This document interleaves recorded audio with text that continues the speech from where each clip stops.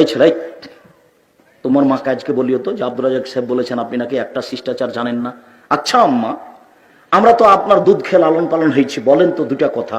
একটা, যখন আমাদেরকে জামা পরিয়ে দিয়েছেন তখন কি আপনি খেয়াল করে ডান হাত পরিয়েছেন, না আপনি আপনার মতো পরিয়েছেন? কি বলে তোমার মা?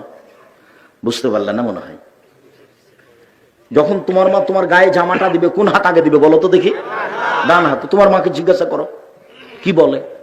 আচ্ছা মা, আমরা তো দুধ খেয়ে আপনার মানুষ হয়েছি, তা আপনি যখন যতবার দুধ খাইয়েছেন ততবার কি বিসমিল্লাহ বলেছেন? না হলে তো এ দুধ শয়তানও খেয়েছে। তোমার মা কথায় কথায় হেরে যাবে। তোমার মা মা নয়, এটা একটা হস্তিনী মা।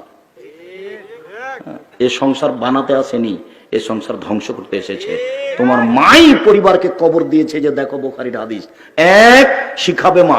দুই, শিষ্টাচার শিখাবে মা। তিন, সাজগোজ করে রাখবে মা। চার, পাহারা দিবে মা।